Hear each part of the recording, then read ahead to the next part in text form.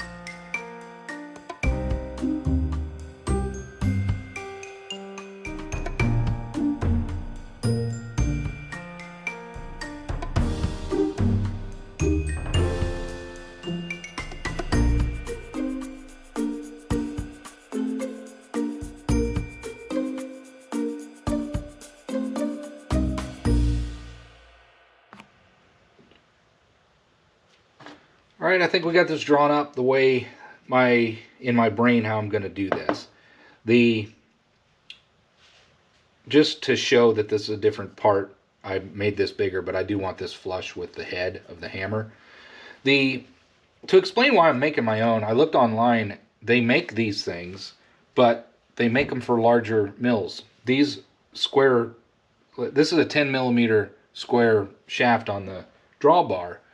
They don't sell I couldn't find anywhere where they sell these things. They're pretty simple drawbar hammers, but I could not find any that have a 10 millimeter socket for that.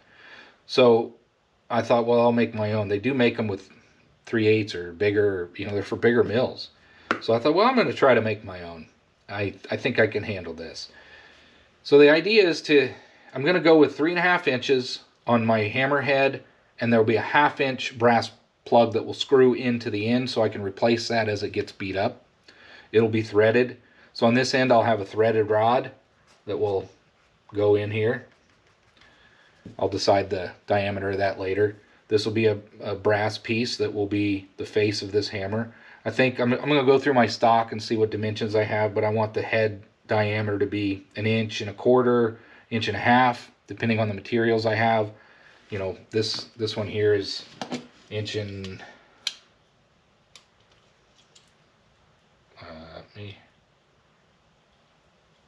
so this one here is out towards the end, it's 1.25 inches. Yeah, it's not quite 1.5 inches wide, but that I'm kind of mocking it up after this hammer. And then the handle, I think I'll go with 1 inch piece.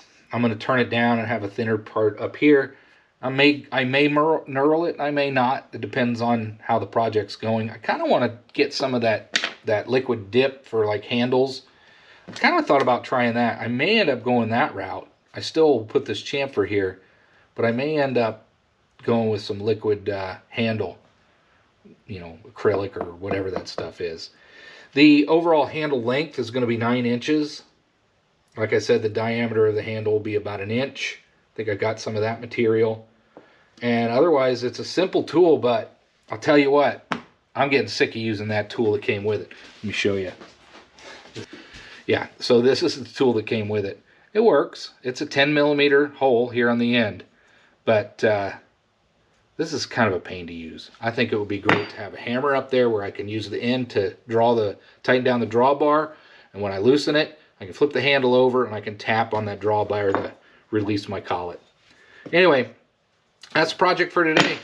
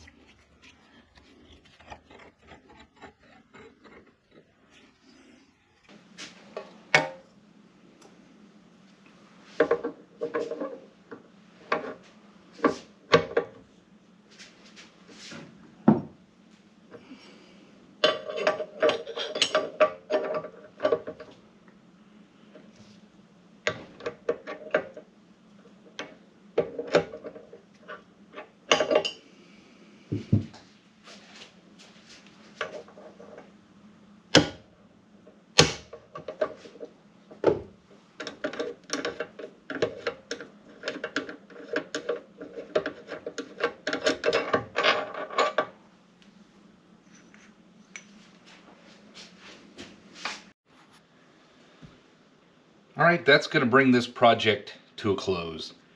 What we ended up with was my drawbar hammer, pretty much how I envisioned it. A couple changes, but you know, this is really just a first attempt at such a thing. I've made hammers before, but this one's very specific, a specific use case. In the end, I switched up this handle material to some. All of this is the mystery metal that I have that I got from, you know, a year or two ago from my brother. It's all just, you know, old axles and just steel that's mystery. But I thought, you know, I'm going to go ahead and use that kind of metal instead of some good stock. That other 9-inch piece of mild steel was a known mild steel, kind of a good piece of metal. So in the end, we ended up with the drawbar hammer that I was after. The handle turned out real nice. I ended up going with the knurl. Little over half of the knurl turned out really good. I'll throw some pictures in here.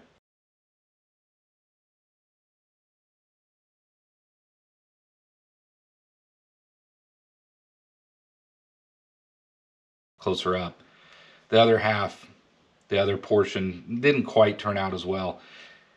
I really need to get a scissor style, clamp style knurler. The amount of pressure that I have to put, sideways force, I really don't like doing that. It puts pressure on the spindle bore, it puts pressure on the tailstock, it puts pressure on the compound. I just don't like doing it. But that is now a handle that's got a bit of a grip to it. I didn't want to leave it just smooth. The other option was the rubber paint stuff, but I wanted to go ahead and just make this with what I had. So there's that. The nylon face is what I went with. Just a simple knob. I've got this nylon. I could take that blue off of there, but that's a perfect material to be able to tap on top of that drawbar. It's not going to damage the drawbar at all, and I can replace this anytime I need to. Took a bolt. This is I forget, 5/16, 7/16. Anyway, I cut the head off of the bolt, and that's just what I used. So then I threaded both of these pieces.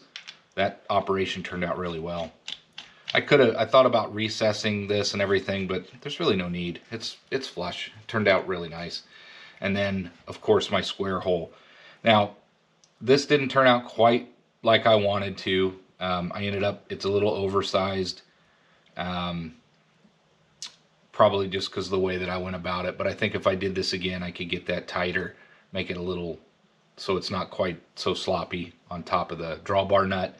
But it does work. I just showed you a little clip of it working. And then the handle just simply threads on here. And it's really cool to have the mill to be able to do these things. Like you can recess your handles now. Or I couldn't do that before, so it just didn't look great. But I'm really getting used to all the tools. Having the mill is just such a compliment to having a lathe.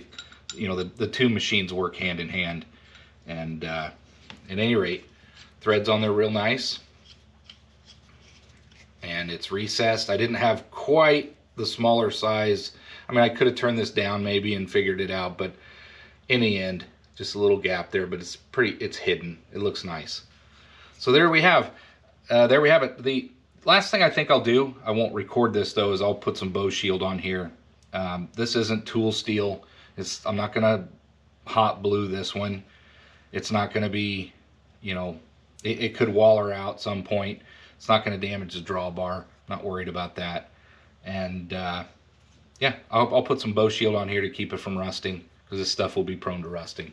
But in the end, we ended up with my drawbar hammer. Pretty happy with it. I do want to state a few more things. I broke a 3-inch end mill. Now these are my high-speed steel ones.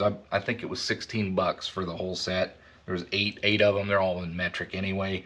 So I want to get rid of them, but I don't want to just throw them away. But yeah, that one just broke off. I wasn't putting crazy pressure on, but apparently I was, I guess. I mean, I broke it. So I'll put this here with my other broken tool bits. This was the wooden test piece that I used for the PCD functions, just to kind of get an idea of how that worked. The I ended up using a 4mm to finish out this hole once, you know, after I broke that bit, but I was pretty close. Something else I realized I probably will buy, but I need a set of V-blocks. I know I can make some, but to work with this round stock and properly mount it in the vise, I really need to get some V-blocks. So that's going to be on the list. Scissor style clamp, that's going to be on the list sometime this year. Overall though, this was a pretty fun project, and it's got a very specific use purpose. Now I need to fashion up some sort of a hook or handle over there so it's always readily available. But anyway, look forward to using this. Hope you enjoyed. Thanks for watching, and I hope to see you on the next one.